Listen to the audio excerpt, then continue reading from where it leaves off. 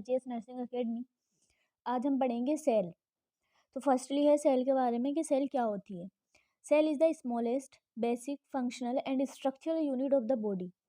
हमारे बॉडी की सबसे स्मॉलेस्ट इकाई, बेसिक और फंक्शनल और स्ट्रक्चरल यूनिट जो होती है उसको हम सेल बोलते हैं। यानी जो हमारी बॉडी है, जो हमारा शरीर है, वो सेल से मिलकर बना होता है। नेक्स्ट इसमें Robert Hooke discovered the dead cell in 1665 and the study of cell is called cytology. सबसे पहले जो सेल का पता लगाया था वो रॉबर्ट हुक ने लगाया था, वो भी एक डेड सेल का, और सन थी वो 1665। और जो सेल की स्टडी होती है उसको हम साइटोलॉजी बोलते हैं। नेक्स्ट इसमें the cell divided mainly 3 main parts, plasma membrane, cytoplasm and nucleus. और जो हमारी सेल होती है वो मेनली 3 पार्ट्स में डिवाइड होती है। पहला है प्लाज्मा मेम्ब्रेन, दूसरा है साइटोप्लाज्म एंड तीसरा है न्यूक्लियस। तो फर्स्टली हम पहला देखेंगे प्लाज्मा मेम्ब्रेन। प्लाज्मा मेम्ब्रेन को हम सेल मेम्ब्रेन भी बोलते हैं। इसमें लिखा है cell membrane forms the outer boundary of the cell and selectively allow substance to enter और leave the cell. Cell membrane जो होती है इसको हम प्लाज्मा मेम्ब्रेन भी बोलते हैं। और ये जो सेल होती है, जो कोशिका होती है, उसकी जो आउटर कवरिंग होती है, आउटर जो बाउंड्री होती है, उसको ये बनाती है। और ये क्या अलाउ करती है, जो सब्सटेंसेस होते हैं उनको सेल के अंदर जाने देना और सेल से बाहर लाने का काम, ठीक है, किसका होता है, हमारी प्लाज्मा मेम्ब्रेन का। नेक्स्ट है इसमें plasma membrane made up of 2 layers of phospholipids. और जो प्लाज्मा मेम्ब्रेन होती है वो भी 2 लेयर्स की मिलकर बनी होती है, ठीक है। और वो 2 लेयर्स किसकी बनी होती हैं, फॉस्फोलिपिड्स की। प्लाज्मा मेम्ब्रेन सेल की आउटर लेयर होती है, इसकी भी 2 लेयर्स होती हैं। और वो 2 लेयर्स किस चीज़ से मिलकर बनी होती हैं, फॉस्फोलिपिड्स से। और जो फॉस्फोलिपिड्स लेयर होती हैं इसमें एक हेड होता है और एक टेल होती है। जो हेड होता है वो क्या होता है, वाटर लविंग होता है, यानी इसको वाटर से मोहब्बत होती है, बोल सकते हैं। नेक्स्ट है इसमें and a tail called hydrophobic, water hating और फेयरिंग। और जो टेल होती है उसको क्या है, पानी से डर लगता है। नेक्स्ट है इसमें functions of plasma membrane. Plasma membrane के कुछ फंक्शंस होते हैं। पहला है प्रोटेक्शन एंड नेक्स्ट है ट्रांसपोर्टेशन। प्रोटेक्शन का मीन्स जो सेल मेम्ब्रेन है या जो प्लाज्मा मेम्ब्रेन है वो सेल को प्रोटेक्ट कर कर रखती है, कोई भी हार्मफुल सब्सटेंस सेल के अंदर नहीं जाने देती है।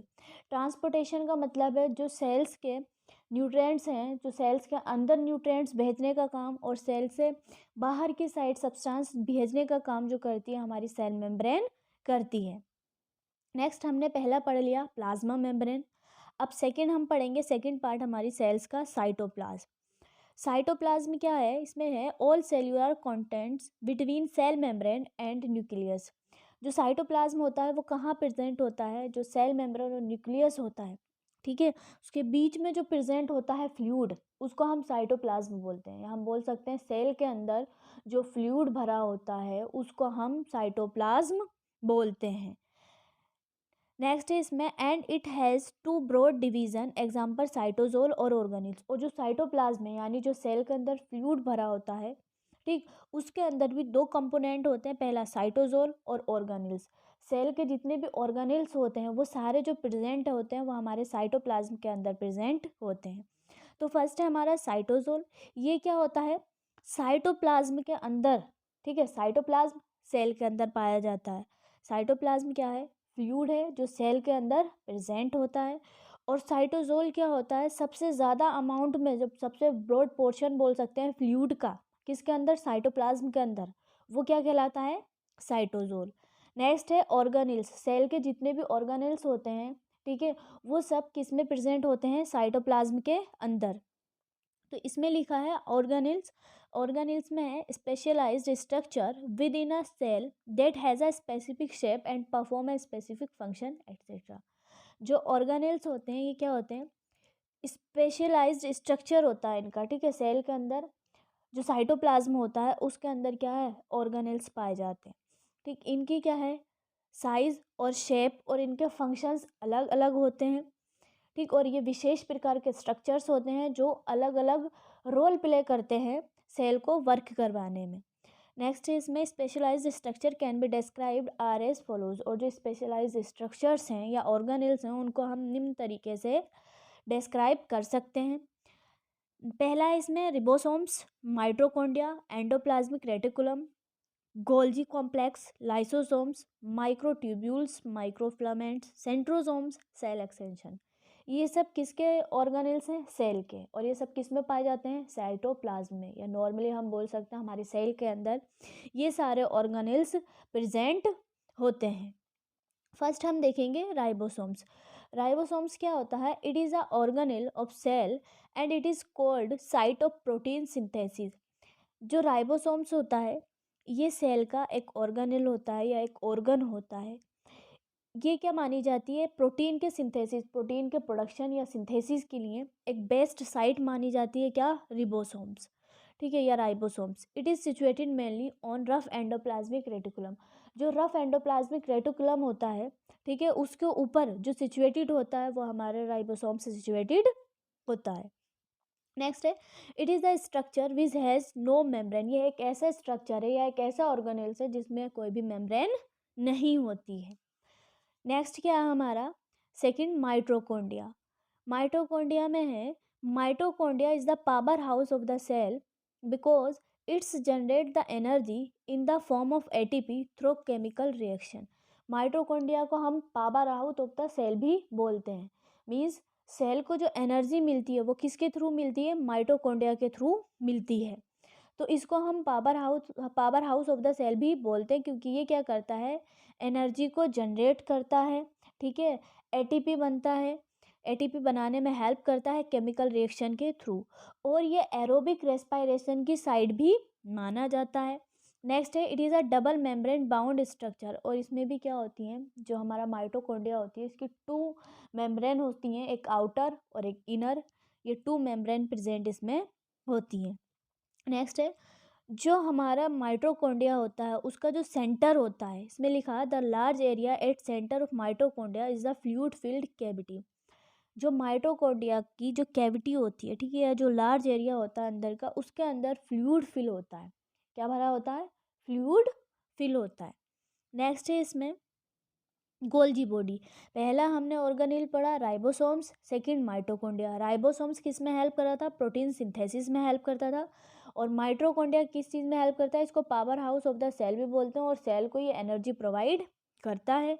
नेक्स्ट है हमारा थर्ड गोल्जी बॉडी या गोल्जी एपरेटस। ये भी क्या है? एक इम्पोर्टेंट ऑर्गेनेल है किसका? हमारी सेल का। It is also a important organelle of cell, it has special work in cell. क्या है? ये इम्पोर्टेंट ऑर्गेनेल्स या ऑर्गन माना जाता है सेल का, या बोल सकते हैं कंपोनेंट्स होता है सेल का। इसका एक स्पेशल वर्क होता है। नेक्स्ट है इसमें it is a thin membranous sac like organelle present almost all cells. क्या है? It is a thin membranous sac. ये क्या होता है? एक थिन मेम्ब्रेनस सेक होता है, ठीक है, और ये ऑलमोस्ट जितनी भी सेल्स होती हैं, जितने भी प्रकार की यूकैरियोटिक सेल्स, ठीक है, प्रोकैरियोटिक सेल्स, जितने भी प्रकार की सेल्स होती हैं उन सब में हमारी गोल्जी बॉडी या गोल्जी एपरेटस ऑलमोस्ट पाया जाता है। नेक्स्ट है हमारा फोर्थ, लाइसोसोम्स। इसमें लिखा है these are the small secretive vesicles formed by the Golgi complex. जो गोल्जी एपरेटस है उसको हम गोल्जी कॉम्प्लेक्स भी बोलते हैं। तो गोल्जी एपरेटस के द्वारा ही क्या है? स्मॉल वेसिकल्स को सिक्रीट किया जाता है और उनको ही हम लाइसोसोम्स बोलते हैं। It contain hydrolytic enzyme help in broke down of protein and some carbohydrate. और ये क्या काम करता है? ये हाइड्रोलाइटिक एंजाइम्स को कंटेन करते हैं लाइसोसोम्स, और ये प्रोटीन और कार्बोहाइड्रेट के ब्रेक डाउन में हेल्प करवाते हैं। It also help to destroy micro organism. और ये किस चीज़ में हेल्प करते हैं? जो पैथोजेंस हैं या माइक्रो ऑर्गेनिज्म हैं उनको डिस्ट्रॉय करने में भी हेल्प करते हैं। नेक्स्ट है हमारा fifth, microfilaments. These are the small protein fibres microfilaments. यानी स्मॉल प्रोटीन्स फाइबर्स को हम क्या बोलते हैं? माइक्रोफ्लामेंट्स बोलते हैं। They provide structural support and maintain shape of the cell is called microfilament. और ये जो स्मॉल प्रोटीन फाइबर्स की जो स्ट्रक्चर होती है, ठीक है, वो क्या करते हैं? जो सेल होती है उसके स्ट्रक्चर को, उसकी शेप को ठीक है, उसके साइज़ को मेंटेन करके रखते हैं, या हम बोल सकते हैं नॉर्मली सेल के साइज़, शेप और स्ट्रक्चर को जो मेंटेन करके रखते हैं उसको हम क्या बोलते हैं, माइक्रोफिलामेंट। नेक्स्ट है हमारा माइक्रोट्यूब्यूल्स। माइक्रोट्यूब्यूल्स ये भी एक मोस्ट इम्पोर्टेंट ऑर्गेनेल है हमारी सेल का, और जो बहुत ज़्यादा ही इम्पोर्टेंट रोल प्ले करता है सेल को उसके फंक्शन करवाने में। नेक्स्ट है इसमें, these are the larger contractile protein fibre, they help in the movement of organelles in the cell. ये क्या है, कॉन्ट्रेक्टाइल प्रोटीन फाइबर होते हैं। Contractile protein fibre means contraction करवाते हैं, ये मूवमेंट करवाते हैं, जो अदर ऑर्गेनेल्स होते हैं उनको क्या करवाएंगे, ये मूवमेंट करवाने में हेल्प करवाते हैं ताकि वो सेल के अंदर मूवमेंट कर सकें। नेक्स्ट है हमारा एंडोप्लाज्मिक रेटिकुलम। एंडोप्लाज्मिक रेटिकुलम क्या होता है, ये भी एक मोस्ट इम्पोर्टेंट, हम इसको क्या मानते हैं, ऑर्गेनेल मानते हैं सेल का। इसमें भी ये 2 टाइप का होता है, रफ एंडोप्लाज्मिक रेटिकुलम और स्मूथ। इसमें है the endoplasmic reticulum is the transportation system of the eukaryotic cell reticulum. जो एंडोप्लाज्मिक रेटिकुलम पाया जाता है सेल में, इसका काम क्या होता है, ये ट्रांसपोर्टेशन का वर्क करता है। ठीक है, इसके अदर फंक्शंस भी होते हैं, ये प्रोटीन के साथ फोल्डिंग करने का काम, ठीक है, या आप बोल सकते हो प्रोटीन के प्रोडक्शन में भी ये हेल्प करता है। ठीक है, और इसकी भी 2 यूनिट्स होती हैं, it is made up of 2 units, ये 2 यूनिट से मिलकर बना होता है। First is rough endoplasmic reticulum, ठीक है, जो क्या करती है, प्रोटीन के सिंथेसिस में हेल्प करवाती है। एंड सेकेंड इज जो होता है इसका पार्ट या सब यूनिट जो होती है उसको हम स्मूथ एंडोप्लाज्मिक रेटिकुलम बोलते हैं। जो किस चीज़ में हेल्प करवाती है, ये लिपिड्स और कोलेस्ट्रॉल और फॉस्फोलिपिड्स इन सब के सिंथेसिस में हेल्प करवाती है। जो हमारा क्या है, एंडोप्लाज्मिक रेटिकुलम है, साइटोप्लाज्म, ये हमारे सेल का एक इम्पोर्टेंट ऑर्गेनेल है। ये किस में हेल्प कर, इसकी भी 2 यूनिट्स होती हैं, रफ एंडोप्लाज्मिक रेटिकुलम और स्मूथ एंडोप्लाज्मिक रेटिकुलम। फर्स्ट वाली जो यूनिट होती है रफ एंडोप्लाज्मिक रेटिकुलम, ये क्या करती है, प्रोटीन का सिंथेसिस करवाने में हेल्प करती है। देन हमारा स्मूथ एंडोप्लाज्मिक रेटिकुलम जो होता है, ये किस चीज़ में हेल्प करता है, ये लिपिड्स के स्टोरेज में और उसके सिंथेसिस करवाने में हेल्प करता है। नेक्स्ट है हमारा सेंट्रोजोम्स। सेंट्रोजोम्स क्या होते हैं, इट कंसिस्ट ऑफ सेंट्रोल्स, मीन्स छोटे छोटे जो सेंट्रोल्स होते हैं उनसे कंसिस्ट होकर क्या बनते हैं, सेंट्रोजोम्स बनते हैं। ये स्मॉल क्लस्टर होते हैं माइक्रोट्यूब्यूल्स के। ये इंपॉर्टेंट रोल प्ले करते हैं जब सेल का डिवीज़न होता है, जब सेल विभाजित होती है उस टाइम पे जो हमारे सेंट्रोजोम्स हैं ये क्या करते हैं, एक मोस्ट इम्पॉर्टेंट रोल प्ले करते हैं। नेक्स्ट है हमारा सेल एक्सटेंशन और cilia and flagella. Cilia are the hair like projection extend from plasma membrane.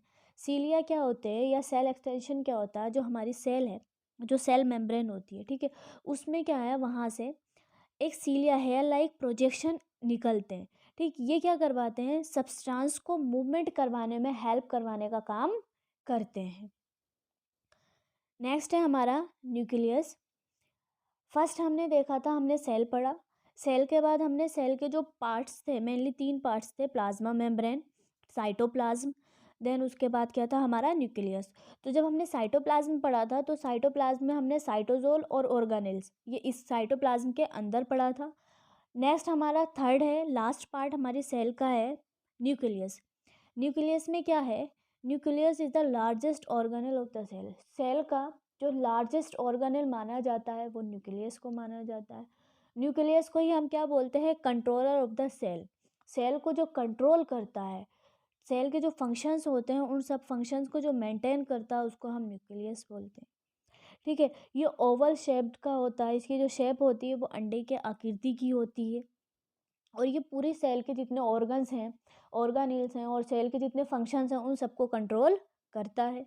Next है, it is contain genetic material as like chromosomes, और ये क्या करता है, जेनेटिक मटेरियल्स को कंटेन करता है हमारा न्यूक्लियस। इसके अंदर क्रोमोसोम्स प्रेजेंट होते हैं, कितने क्रोमोसोम्स प्रेजेंट होते हैं, 46। और जो हमारा न्यूक्लियस है ये भी कवर होता है, ठीक है, जिस मेम्ब्रेन से ये कवर होता है तो उसको हम न्यूक्लियर एनवलप बोलते हैं। मीन्स जो न्यूक्लियस को एक क्या कर दिया, कवर करने वाली जो लेयर होगी, ठीक है, उसको हम न्यूक्लियर एनवलप बोलते हैं। नेक्स्ट है, न्यूक्लियस कंटेन्स वन और मोर स्फेरिकल बॉडीज़, और जो हमारा न्यूक्लियस होता है वो एक या एक से अधिक स्फेरिकल बॉडीज़ को कंटेन करता है, जिनको हम न्यूक्लियाई बोलते हैं। ये किस चीज़ में हेल्प करती है, जो हमने राइबोसोम्स पढ़ा था, ठीक है, जिसको हम प्रोटीन फैक्ट्री बोलते हैं। राइबोसोम्स को क्या बोलते हैं हम? Protein factory. प्रोटीन के सिंथेसिस में हमारी हेल्प कर रहा था राइबोसोम्स। तो उसके प्रोडक्शन करने में, उसका प्रोडक्शन करवाने में जो हेल्प करवाते हैं वो न्यूक्लियाई करवाते हैं, ठीक है। और न्यूक्लियाई क्या होते हैं? न्यूक्लियस के अंदर ही वन और मोर, एक या उससे ज़्यादा स्फेरिकल बॉडीज़ जो होती हैं उनको हम न्यूक्लियाई बोलते हैं, जो क्या करवाएंगे? राइबोसोम्स के प्रोडक्शन में हेल्प करवाते हैं। नेक्स्ट है, nucleus also contain cell heredity unit called genes. और जो न्यूक्लियस होता है वो क्या करता है? सेल हेरिडिटी यूनिट को भी कंटेन करता, मीन्स जीन को भी क्या करता है? न्यूक्लियस कंटेन करता है। न्यूक्लियस के अंदर हमारा डीएनए प्रेजेंट होता है। नेक्स्ट है, nucleus have pores that is helpful for transportation of substances between nucleus and cytoplasm. Nucleus के अंदर क्या होता है? पोर्स मीन्स छोटी छोटी ओपनिंग्स होती हैं जो क्या करती हैं? सब्सटेंस को न्यूक्लियस से साइटोप्लाज्म में भेजती हैं और साइटोप्लाज्म से सब्सटेंस को न्यूक्लियस में भेजने का काम करती हैं, ठीक है। नेक्स्ट है, जो हमारा न्यूक्लियस होता है ये मेटाबॉलिक एक्टिविटीज़ में भी हेल्प करता है। तो हमने फर्स्ट पढ़ा था सेल, कि हमारी सेल क्या होती है? तो सेल होती है हमारी basic functional unit of the body. हमारी बॉडी की सबसे स्मॉलेस्ट और बेसिक फंक्शनल यूनिट जो होती है, जिस यूनिट के द्वारा या जिस इकाई के द्वारा हमारी बॉडी वर्क करती है उसको हम सेल बोलते हैं या कोशिका बोलते हैं। सबसे पहले इसकी जो डिस्कवरी की थी वो रॉबर्ट हुक ने की थी। वो कब की थी? 1665 में। सेल की स्टडी या सेल का अध्ययन करना साइटोलॉजी कहलाता है। जो हमारी सेल होती है मेनली हमने उसको 3 पार्ट्स में डिवाइड किया है, प्लाज्मा मेम्ब्रेन, साइटोप्लाज्म और न्यूक्लियस। प्लाज्मा मेम्ब्रेन क्या होती है? हमारे सेल का बाहर वाला जो पार्ट होता है उसको हम प्लाज्मा मेम्ब्रेन बोलते हैं। ये भी 2 लेयर्स से मिलकर बनी होती है। और 2 लेयर्स कौन सी होती है? फॉस्फोलिपिड्स की 2 लेयर्स से मिलकर बनी होती है। ये मेम्ब्रेन क्या करती है? पूरी सेल को प्रोटेक्ट करती है और जो हार्मफुल सब्सटेंस होते हैं उन्हें सेल के अंदर जाने से रोकती है। नेक्स्ट है, इसमें हमने नेक्स्ट पढ़ा हमने साइटोप्लाज्म। साइटोप्लाज्म क्या होता है? हमारी सेल के अंदर प्रेजेंट होता है क्या? साइटोप्लाज्म।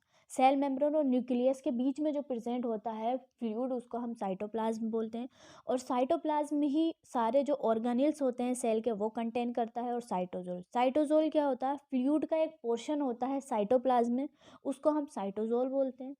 नेक्स्ट है ऑर्गेनेल्स, यानी हमारे सेल के अंदर बहुत सारे ऑर्गेनेल्स पाए जाते हैं। और सेल के भी कौन से वाले पार्ट में? जहाँ साइटोप्लाज्म मीन्स जो फ्लूइड वाला पार्ट है, ठीक है। जो फ्लूइड वाला पार्ट है उस फ्लूइड के अंदर बहुत सारे ऑर्गेनेल्स पाए जाते हैं जिनकी शेप और साइज सब अलग होता है, उनके फंक्शंस अलग होते हैं। फर्स्टली हमने देखा था राइबोसोम्स। राइबोसोम्स क्या था? एक मोस्ट इंपॉर्टेंट ऑर्गेनेल्स था हमारी सेल का। ये क्या करवा रहा है? ये प्रोटीन सिंथेसिस में हेल्प करवाता है। और इसका जो प्रोडक्शन होता है ये या प्रेजेंट कहाँ होता है? ये हमारा रफ एंडोप्लाज्मिक रेटिकुलम के ऊपर प्रेजेंट होता है। और ये एक ऐसा ऑर्गेनेल होता है जिसमें कोई भी सेल मेम्ब्रेन प्रेजेंट नहीं होती है। नेक्स्ट है हमारा माइटोकॉन्ड्रिया। माइटोकॉन्ड्रिया को हमने power house of the cell भी बोला था। क्यों बोला था? क्योंकि ये क्या करता है? एनर्जी प्रोडक्शन में हेल्प करवाता है। एरोबिक रेस्पिरेशन के लिए भी ये रिस्पॉन्सिबल होता है। और जो हमारा माइटोकॉन्ड्रिया होता है इसमें भी 2 लेयर्स पाई जाती हैं, ठीक है, आउटर और इनर। नेक्स्ट है इसमें गोल्जी एपरेटस। ये गोल्जी बॉडी या गोल्जी कॉम्प्लेक्स, ये भी क्या एक मोस्ट इंपॉर्टेंट ऑर्गेनेल है सेल का। इसका अलग अलग वर्क होता है, ठीक। ये क्या होता है? एक थिन मेम्ब्रेनस सेक होता है जो ऑलमोस्ट सारी सेल्स में प्रेजेंट होता है। नेक्स्ट है हमारा लाइसोसोम्स। लाइसोसोम्स क्या होता है? ये जो गोल्जी बॉडी के स्मॉल वेसिकल्स होते हैं, ठीक है, उनके द्वारा ये सिक्रीट होता है। जो गोल्जी बॉडी के द्वारा जो स्मॉल वेसिकल सिक्रीट होते हैं उनके द्वारा क्या होगा? ये फॉर्म होगा। इसमें लिखा these are the small secretory vesicles formed by the Golgi apparatus. Golgi apparatus के द्वारा ही क्या होते हैं? ये लाइसोसोम फॉर्म्ड होते हैं। ये हाइड्रोलाइक एंजाइम को कंटेन करते हैं जो प्रोटीन के ब्रेक डाउन करने में, कार्बोहाइड्रेट को ब्रेक डाउन करने में, यानी उसको छोटे छोटे पार्टिकल्स में तोड़ने में हेल्प करवाता। कौन? हमारा लाइसोसोम। पैथोजेनिक एक्टिविटी भी ये करता है। नेक्स्ट हमारा था माइक्रोफिलामेंट। माइक्रोफिलामेंट भी क्या होता है? ये भी मोस्ट इंपॉर्टेंट ऑर्गेनेल्स है हमारी सेल का। नेक्स्ट है माइक्रोट्यूब्यूल्स एंड एंडोप्लाज्मिक रेटिकुलम। इसके भी 2 टाइप्स हैं, rough endoplasmic reticulum and smooth endoplasmic reticulum. Last में हमने देखा था न्यूक्लियस। न्यूक्लियस क्या होता है? हमारे सेल का कंट्रोलर होता है, ओवल शेप्ड का होता है या राउंड शेप का बोल सकते हैं। लार्जेस्ट ऑर्गेनेल होता है, जेनेटिक मटेरियल को कंटेन करता है, means gene, chromosomes and DNA सब किसके अंदर प्रेजेंट होते हैं, हमारे न्यूक्लियस के अंदर प्रेजेंट होते हैं। देन यही क्या करता है, हमारे जितने ऑर्गेनिल्स हैं उन सबकी एक्टिविटीज़ को मेंटेन करके रखता है। Thank you friends, next video में मिलते हैं एक न्यू टॉपिक के साथ, तब तक के लिए बाय।